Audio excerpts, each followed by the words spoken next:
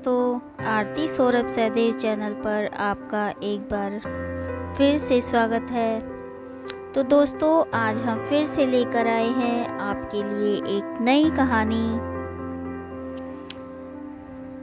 तो दोस्तों, आज की कहानी है हमारी दोस्ती खुशी का दरिया है। तो चलिए दोस्तों, आज की कहानी को हम शुरू करते हैं। शहर से दूर जंगल में एक पेड़ पर गोरैया का जोड़ा रहता था। उनके नाम थे चीकू और चिनमिन। दोनों बहुत खुश रहते थे। सुबह सवेरे दोनों दाना चुगने के लिए निकल जाते, शाम होने पर अपने घोंसले में लौट जाते। कुछ समय बाद चिनमिन ने अंडे दिए। चीकू और चिनमिन की खुशी का ठिकाना नहीं रहा। दोनों ही बड़ी बेसब्री से अपने बच्चों के अंडों से बाहर निकलने का इंतजार करने लगे। अब चिनमिन अंडों को सेती थी और चीकू अकेला ही दाना चुगने के लिए जाता था। एक दिन एक हाथी धूप से बचने के लिए पेड़ के नीचे आ बैठा। मदमस्त होकर वह अपनी सूंड से उस पेड़ को हिलाने लगा। हिलाने से पेड़ की वह डाली टूट गई जिस पर चीकू और चिनमिन का घोंसला था। इस तरह घोंसले में रखे अंडे टूट गए।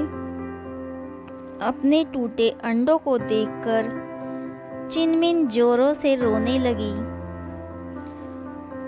उसके रोने की वजह सुनकर चीकू और चिनमिन का दोस्त भोलू उसके पास आए और रोने का कारण पूछने लगे।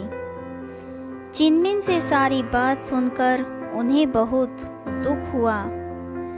फिर दोनों को धीरज बंधाते हुए भोलू बोला, अरे रोने से क्या फायदा, जो होना था सो हो चुका। चीकू बोला, भाई भोलू, बात तो तुम ठीक कह रहे हो, परंतु इस दुष्ट हाथी ने घमंड में आकर हमारे बच्चों की जान ले ली है। इसको तो इसका दंड मिलना ही चाहिए। यदि तुम हमारे सच्चे दोस्त हो तो उसको मारने में हमारी मदद करो। यह सुनकर थोड़ी देर के लिए तो भोलू द्विधा में पड़ गया कि हम कहाँ छोटे छोटे पक्षी और कहाँ वह विशालकाय जानवर। परंतु फिर बोला, चीकू दोस्त, तुम सच कह रहे हो, इस हाथी को सब सिखाना ही होगा। अब तुम मेरी अकल का कमाल देखो। मैं अपनी दोस्त वीना मक्खी को बुलाकर लाता हूँ। इस काम में वह हमारी मदद करेगी।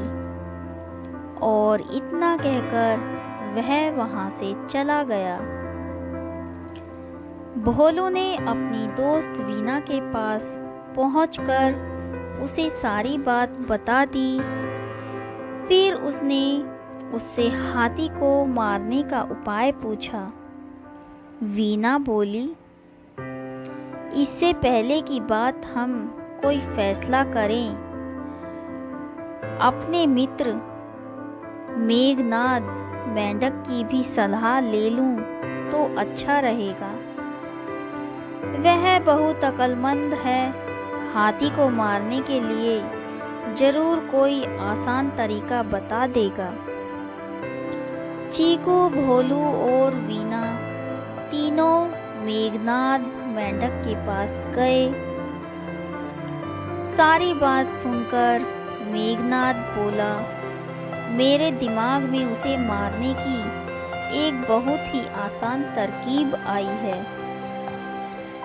वीना बहन, सबसे पहले दोपहर के समय तुम हाथी के पास जाकर मधुर स्वर में एक कान में गुंजन करना।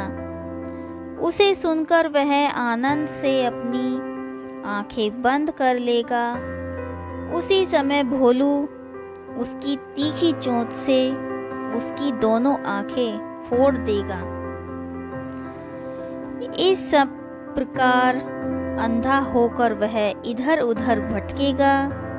थोड़ी देर बाद उसको प्यास लगेगी।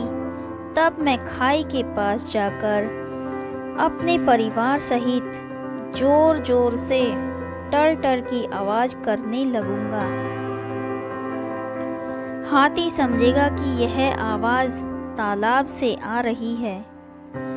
वह आवाज की तरफ बढ़ते बढ़ते खाई के पास आएगा और उसमें जा गिरेगा और खाई में पड़ा पड़ा ही मर जाएगा।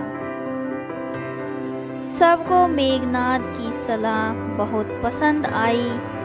जैसे उसने कहा था, वीना और भोलू ने वैसा ही किया। इस तरह छोटे छोटे जीवों ने मिलकर अपनी अकल से हाथी जैसे बड़े जीव को मार गिराया और फिर से प्यार से रहने लगे। तो दोस्तों, आज की कहानी आपको हमारी कैसी लगी, प्लीज़ हमें कमेंट करके ज़रूर बताएं। अगर आपको हमारी कहानी पसंद आई हो तो उसे ज़्यादा से ज़्यादा लाइक और शेयर करें और हमारे चैनल को सब्सक्राइब करना ना भूलें।